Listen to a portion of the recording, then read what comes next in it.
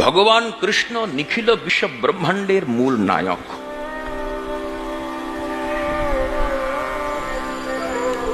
তিনি আবির্ভূত হয়েছেন গোকুল নগরীতে স্বয়ং প্রকাশে পূর্ণতম রূপে।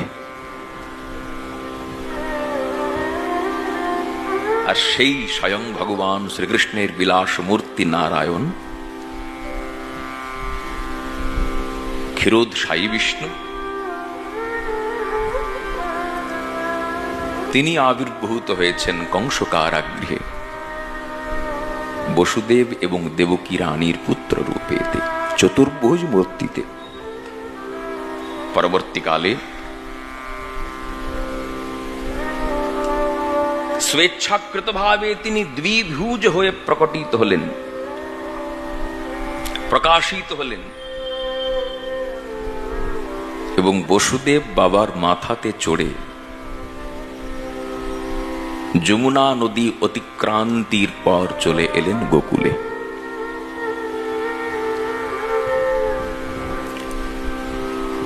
গৌড়ীয় আচার্য বিষ্ণু জামল তন্ত্রের সূত্র টেনে বললেন, ভাদ্র মাসের কৃষ্ণপক্ষের অষ্টমী তিথির মধ্যরাত্রিরে রোহিণী নক্ষত্র যোগে মা যশোমতীর মিথুন সন্তান হয়েছিল। মিথুন মানে একটি পুত্র একটি কন্যা। পুত্রটি স্বয়ং ভগবান কৃষ্ণচন্দ্র এবং কন্যাটি সাক্ষাৎ যোগ মায়া যোগেশ্বরী। যে যোগ মায়া সম্বন্ধে চৈতন্য চরিতামৃত বলছেন, যোগ মায়া চিৎ শক্তি শুদ্ধ সত্য পরিণতি। যোগ মায়া চিৎ শক্তি বিশুদ্ধ সত্য পরিণতি। তার শক্তি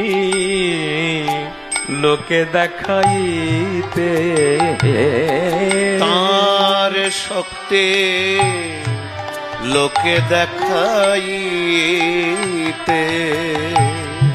সেরূপ রতন ভক্তগণের প্রাণধন।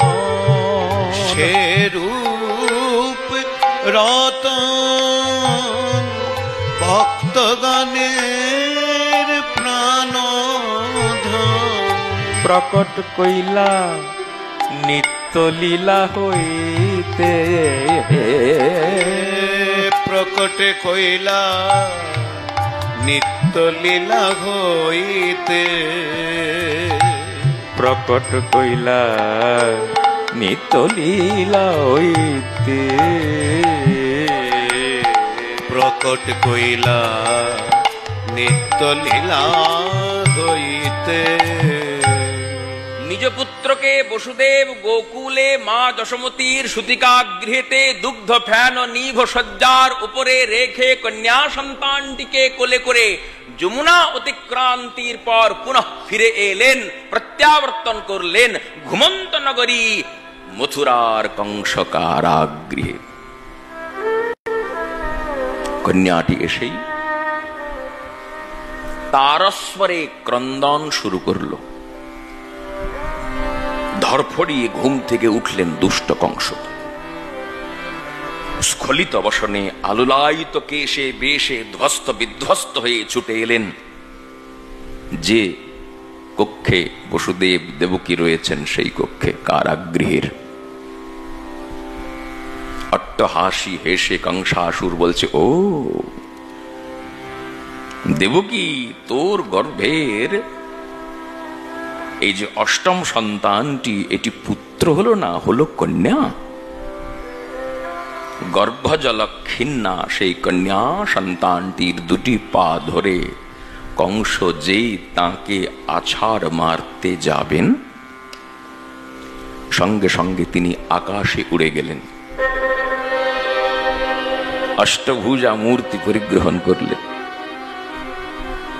এবং কংসের উদ্দেশ্যে অভিসম্পাত বাণী বর্ষণ করতে করতে বললেন, তোমারে বধিবে যে গোকুলে বাড়িছে সে। এই যোগ মায়া চলে গেলেন বিন্ধ্যাচল পর্বতে। উনি হলেন বিন্ধ্যবাসিনী। বিন্ধ্যবাসিনী দেবী সাক্ষাৎ যশোদা গর্ভ সম্ভূতা, যশোদা গর্ভ সমুদ্ভূতা, কৃষ্ণানুজা। সুভদ্রার তত্ত্ব বলতে গিয়ে সুভদ্রাকেও সেই বিন্ধ্যবাসিনী, কাম্পিল্যবাসিনী, যোগ মায়া স্বরূপে চিন্তন করেন শক্তি সাধকগণ তথা বৈষ্ণব সাধকগণ। এদিকে গোকুল নগরীতে পূর্ণতম বিগ্রহ কৃষ্ণচন্দ্রের সঙ্গে তাঁর বিলাস মূর্তি নারায়ণের অবতার বসুদেব নন্দন বাসুদেব সম্মিলিত হয়ে গেলেন।